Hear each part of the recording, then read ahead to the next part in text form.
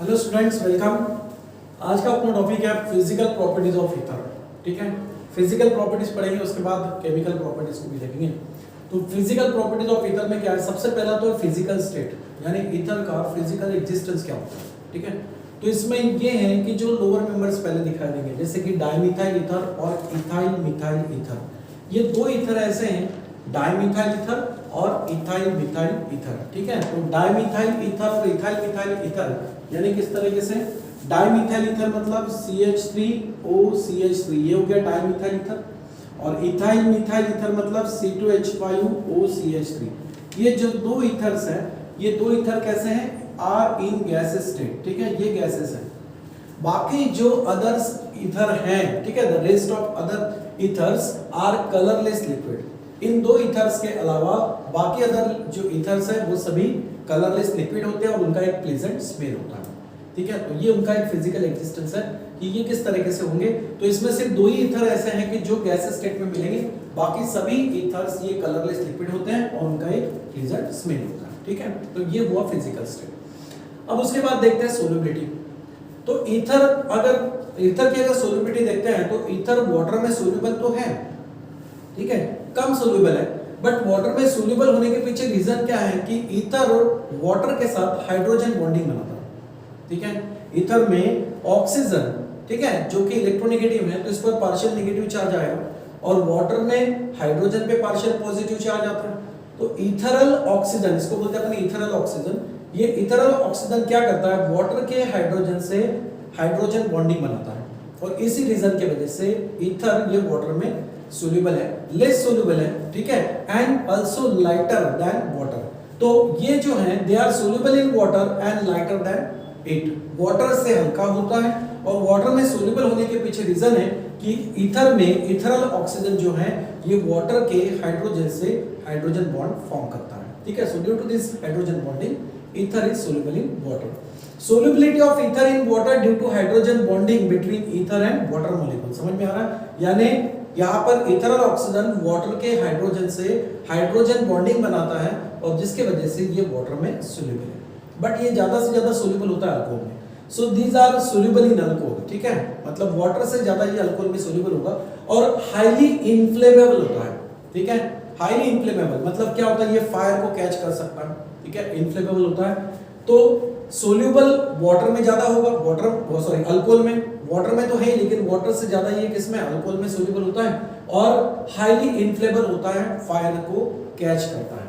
ठीक है, they are highly volatile. Volatile किसको कहते हैं? वोलाटाइल इसको कहते हैं कि वो जो कंपाउंड है अगर बहुत ज्यादा वेपराइज हो रहा है, उसका वेपराइजेशन रेट ज्यादा है, ठीक है, तो ऐसे सब्सटेंस को हम वोलाटाइल कहते हैं। यानी जिसमें वेपराइजेशन रेट क्या है? ज्यादा है, ऐसे सब्सटेंस को अपन क्या बोलेंगे? वोलाटाइल। ओके, जैसे कि मान लो पेट्रोल की बात करते हैं तो पेट्रोल के वेपर्स निकलते रहते हैं, बराबर, ज्यादा से ज्यादा वोलाटाइल यानी वेपराइज होते रहता है। तो ऐसा सब्सटेंस तो जो हाईली वोलाटाइल होता है और हाईली वोलाटाइल है और हाईली इन्फ्लेमेबल भी है, वेपराइज भी बहुत ज्यादा होता है और फायर को कैचेस भी करता है। So they are ethers are highly volatile as compared to corresponding alcohol. अगर उस ईथर का करस्पॉन्डिंग अल्कोहल से कंपैरिजन किया जाए, मतलब ईथर का और अल्कोहल का मॉलिक्यूलर मास कंपैरेटिवली सेम हो, ऐसे अल्कोहल और ईथर को अगर कंपेयर करते हैं तो ईथर का वोलेटिलिटी ज्यादा होगा एज कंपेयर टू अल्कोहल। ठीक है, वोलेटिलिटी क्या होगा? ज्यादा। जैसे कि मान लो ये है डाइमिथाइल ईथर, तो यहाँ पर कितने हैं? 2 कार्बन्स हैं। अगर इसी का करस्पॉन्डिंग अल्कोहल अगर बनाते हैं 2 कार्बन्स का, तो C2H5OH इस तरीके से बनेगा। ठीक है, देखो 2 कार्बन 6 हाइड्रोजन और 1 ऑक्सीजन, 2 कार्बन 6 हाइड्रोजन और 1 ऑक्सीजन, तो मॉलिक्यूलर फार्मूला इनका कैसा है? सेम। तो अगर इस ईथर का इसके करस्पॉन्डिंग अल्कोहल से कंपैरिजन किया जाए तो ईथर ये अल्कोहल से भी हाईली वोलाटाइल होता है। ठीक है, so ethers are highly volatile as compared to their corresponding alcohol. यानी जिनका मॉलिक्यूलर मास जो है वो सिमिलर होगा, तो ऐसे ईथर और ऑक्सीजन को अगर कंपेयर करते हैं तो ईथर ये वोलाटिलिटी क्या है? ज्यादा शो करता है। ठीक है, और हाईली इनफ्लेमेबल भी होता है। जो वेपर्स निकलती है वो फायर को कैच करेगी। ठीक है, solubility of ether in water is similar to that of alcohol. अगर देखा जाए दोनों की सोल्युबिलिटी, ईथर की और अल्कोहल की, किसमें? वाटर में। अगर वाटर में सोल्युबिलिटी दोनों का चेक करते हैं तो ईथर की सोल्युबिलिटी और उसके करस्पॉन्डिंग अल्कोहल की सोल्युबिलिटी ये सिमिलर मिलती है। ठीक है, दोनों वाटर में सिमिलरली क्या होते हैं, सोल्यूबल होते हैं, और उसके पीछे रीजन है कि अल्कोहल भी वाटर के साथ हाइड्रोजन बॉन्डिंग बनाता है और अल्कोहल भी वाटर के साथ में हाइड्रोजन बॉन्डिंग बनाता है। तो दोनों वाटर के साथ हाइड्रोजन बॉन्डिंग बनाने के लिए कैपेबल है। तो ये देखा गया कि ईथर और उसका करस्पॉन्डिंग या कंपेरेबल मॉलिक्यूलर मास वाला अल्कोहल, ये दोनों कैसे होते हैं, सिमिलर होते हैं वाटर में सोल्यूबल, वाटर में उनकी सोल्युबिलिटी सिमिलर होती है। ठीक है, सोल्युबिलिटी सिमिलर है लेकिन बॉइलिंग पॉइंट में उनमें डिफरेंस आता है। ठीक है, तो ये पॉइंट जो है ये सोल्युबिलिटी के लिए, तो फिजिकल स्टेट हो गया, सोल्युबिलिटी हुआ। अब नेक्स्ट पॉइंट है इनका पोलैरिटी। ठीक है, बॉइलिंग पॉइंट में भी इनका डिफरेंस आएगा। बॉइलिंग पॉइंट डिफरेंस कहां आएगा, देखो कि यहां पर अल्कोहल के दो मॉलिक्यूल्स एक दूसरे से जितना ज्वाइन रहते हैं, किस वजह से, बिकॉज ऑफ हाइड्रोजन बॉन्डिंग की वजह से, वैसे दो ईथर के मॉलिक्यूल एक दूसरे से हाइड्रोजन बॉन्डिंग से एसोसिएटेड नहीं होते, इसलिए बॉइलिंग पॉइंट में यहां पर फर्क दिखता है। ठीक है, समझ में आ रहा, बॉइलिंग पॉइंट ईथर का कम होता है। तो एक तो रीजन है कि हाइड्रोजन बॉन्डिंग, दो ईथर मॉलिक्यूल्स के बीच में हाइड्रोजन बॉन्डिंग नहीं होता, और दूसरा रीजन है लोअर डायपोल मोमेंट। ये दो बातें हैं जिसमें ईथर का बॉइलिंग पॉइंट जो है वो उसके करस्पॉन्डिंग अल्कोहल से कम होता है। ठीक है, अब इस अल्कोहल की अगर बात करें C2H5OH, ओके, दूसरा मॉलिक्यूल ले लेते हैं C2H5OH, इस तरीके से, तो इनके बीच में हाइड्रोजन बॉन्डिंग हो सकता है, लेकिन ईथर में यहां पर हाइड्रोजन ही नहीं है अवेलेबल। ओके, इस तरीके से ये ईथर के दो मॉलिक्यूल्स के बीच में हाइड्रोजन बॉन्डिंग नहीं हो सकता, जबकि दो अल्कोहल मॉलिक्यूल्स में हाइड्रोजन बॉन्डिंग होता है। तो ये दो मॉलिक्यूल एक दूसरे से एसोसिएटेड रहेंगे। ठीक है, ये दो मॉलिक्यूल एक दूसरे से एसोसिएटेड नहीं होंगे, और इसीलिए इनका बॉइलिंग पॉइंट जो है वो लो होता है। इसका बॉइलिंग पॉइंट ज्यादा होगा क्योंकि ये दो मॉलिक्यूल एक दूसरे से जुड़े हुए हैं हाइड्रोजन बॉन्डिंग से। तो एक तो हाइड्रोजन बॉन्डिंग ईथर के दो मॉलिक्यूल्स में हाइड्रोजन बॉन्डिंग नहीं होता, इसलिए भी इसका बॉइलिंग पॉइंट कम आता है। ठीक है, जबकि अल्कोहल्स के दोनों मॉलिक्यूल्स में हाइड्रोजन बॉन्डिंग होता है। ठीक है, वहां पर इंटरमॉलिक्यूलर हाइड्रोजन बॉन्डिंग होता है, ईथर में नहीं होता। तो इस वजह से बॉइलिंग पॉइंट उसमें कम दिखाई देता है, किसमें, ईथर में। और दूसरा है डायपोल मोमेंट, तो उसके लिए अपन पढ़ते हैं पोलैरिटी।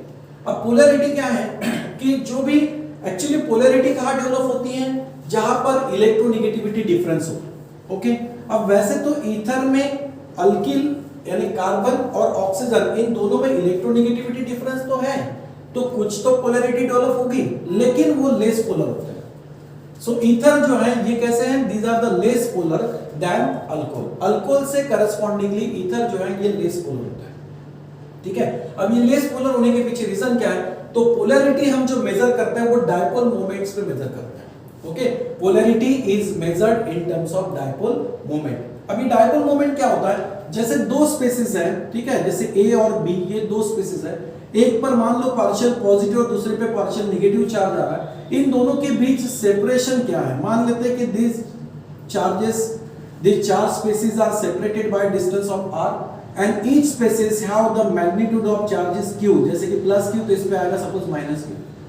तो दो चार्जेस एक पर्टिकुलर डिस्टेंस से क्या है, सेपरेटेड है, तो इनका डायपोल मोमेंट जो निकालते हैं वो कैसे निकालते हैं, dipole moment is the product of charge and separation between that charge. ठीक है, जिसको हम मेजर कर सकते हैं कूलम मीटर में, चार्ज को मेजर करेंगे कूलम में, डिस्टेंस मेजर करेगा किया जाएगा मीटर में, तो कूलम मीटर या फिर उसको डीबे में मेजर करते हैं। ठीक है, उसको हम कैसे मेजर करते हैं, डीबे में।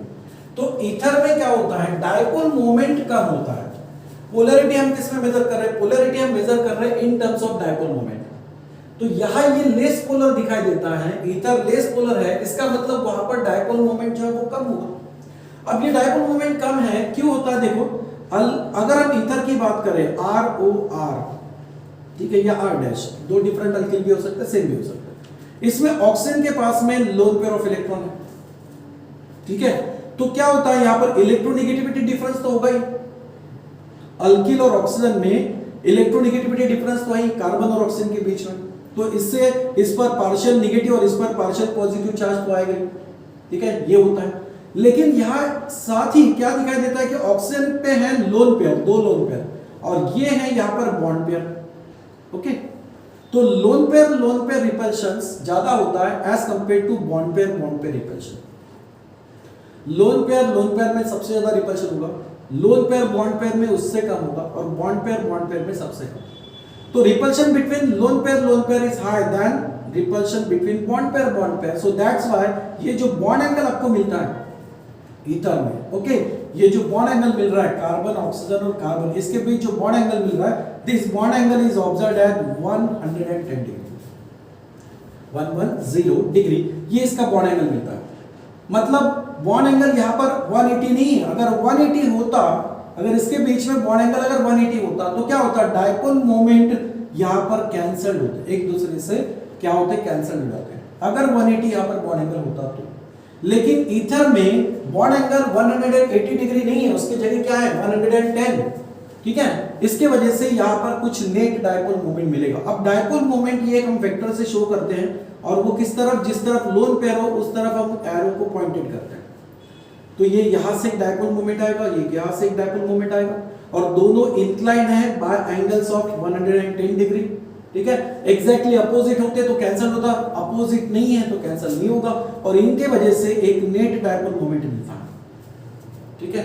तो ईथर के केस में ये नेट डायपोल मोमेंट अगर देखा जाए, ठीक है, नेट डायपोल मोमेंट, जैसे कि फॉर एग्जांपल हम यहाँ पे अगर डाई इथाइल ईथर का एग्जांपल लेते हैं, ठीक है, जैसे कि मान लो ये RC2H5 है और ये RbC2H5 है, तो डाई इथाइल ईथर के केस में नेट डायपोल मोमेंट कितना मिलता है 1.18 dB, ठीक है, बहुत कम है, ठीक है, ये जो है डायपोल मोमेंट ये क्या है, बहुत कम होता है।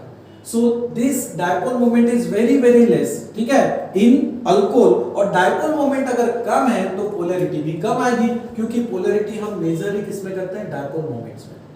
तो bond angle COC in ether is found to be 110 degree, due to which the polarity of CO bond does not cancel, इनकी पोलैरिटी कैंसिल नहीं हो सकती।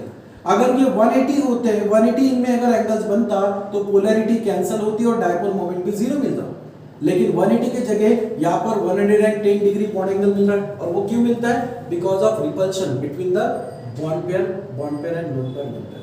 लोन पेयर में रिपल्शन ज्यादा होता है, और बॉन्ड पेयर में रिपल्शन कम होगा, इसलिए बॉन्ड आपको इस तरह से मिलता है, ओके। और यहाँ पर इनका नेट डायपोल मोमेंट जीरो ना होते हुए कम से कम मिलता है कितना, 1.18 dB। अगर हम उसमें डाइथेलिक एग्जांपल लेते हैं तो 1.18 हुआ, समझ में आ रहा है। और वैसे डायपोल मोमेंट अगर देखा जाए तो डायपोल मोमेंट ईथर के केस में वैरी कहां से कहां तक होता है। अगर ईथर के एग्जांपल्स बाकी अदर में लेते हैं तो बाकी अदर एग्जांपल्स में डायपोल मोमेंट जो है ये ज्यादातर 1.15 से 1.30 dB तक वैरी होगा, इसके बीच में आपको डायपोल मोमेंट मिलता है। ईथर के बाकी अदर एग्जांपल्स में भी बात करें तो उसमें भी डायपोल मोमेंट 1.15 से 1.30 तक ये क्या होता है, वैरी होता है। तो इतना ज्यादा से ज्यादा मिल सकता है। अगर डाई इथाइल का एग्जांपल लेते तो उसमें 1.18 dB मिल रहा है, तो यानी डायपोल मोमेंट बहुत कम होता है इन केस ऑफ ईथर, और जब डायपोल मोमेंट ही कम है तो पोलैरिटी भी लेस होगी। So that's why ether is less polar than alcohol, ठीक है। अल्कोहल में डायपोल मोमेंट इससे ज्यादा होगा, तो is very small as compare to alcohol. Dipole moment कम होता है, इसी वजह से ईथर क्या है, लेस पोलर है, ठीक है। अब बॉइलिंग पॉइंट, इसमें दो बातें हैं। एक तो मैंने कहा कि हाइड्रोजन बॉन्डिंग एक रिस्पांसिबल है, दूसरा यहाँ पर पोलैरिटी भी है। Due to lower dipole moment, यहाँ पर डायपोल मोमेंट कम होने की वजह से क्या होता है, due to lower dipole moment ether are less polar and therefore its boiling point less than corresponding alcohol. Polarity कम होती है, ईथर लेस पोलर होता है, और लेस पोलर होने की वजह से उसका बॉइलिंग पॉइंट भी जो है वो कम होगा, ठीक है। समझ में आ रहा है। जो मैग्नीट्यूड ऑफ चार्ज डेवलप होगा वो भी कम होगा, उनमें चार्ज डेवलपमेंट कम होगा, डायपोल मोमेंट कम होगा, तो वो पोलैरिटी भी कम होगी, और उसी पोलैरिटी की वजह से अगर ईथर का उसके करस्पॉन्डिंग अल्कोहल से अगर कंपैरिजन करते हैं तो बॉइलिंग पॉइंट कम मिलेगा। जैसे मैंने बोला कि डाइमिथाइल ईथर को इथाइल अल्कोहल के साथ कंपेयर करते हो तो डाइमिथाइल ईथर का बॉइलिंग पॉइंट कम होगा as compare to ethyl alcohol, ये एक रीजन होता है, ठीक है। और boiling point increases with increase in molecular mass. अगर हम ईथर के होमोलोगस सीरीज या उसके फैमिली मेंबर्स को देखते हैं, जैसे कि ये है डाइमिथाइल ईथर, इसका बॉइलिंग पॉइंट कितना है 248 केल्विन। लेकिन अगर इथाइल मिथाइल ईथर लेते हैं तो मॉलिक्यूलर मास बढ़ रहा है, मॉलिक्यूलर मास बढ़ने से बॉइलिंग पॉइंट इंक्रीज होते हुए दिखाई देगा। तो boiling point increases with increase in molecular mass in ether, ठीक है। लेकिन ईथर का अगर अल्कोहल से कंपैरिजन करें और करस्पॉन्डिंग अल्कोहल से कंपैरिजन करते हैं तो ईथर का बॉइलिंग पॉइंट कम आता है, और इसके पीछे रीजन क्या है, क्योंकि ईथर के दो मॉलिक्यूल्स में इंटरमॉलिक्यूलर हाइड्रोजन बॉन्डिंग नहीं होता, इनके बीच में इंटरमॉलिक्यूलर हाइड्रोजन बॉन्डिंग ही नहीं है, तो दोनों मॉलिक्यूल बिल्कुल सेपरेट है।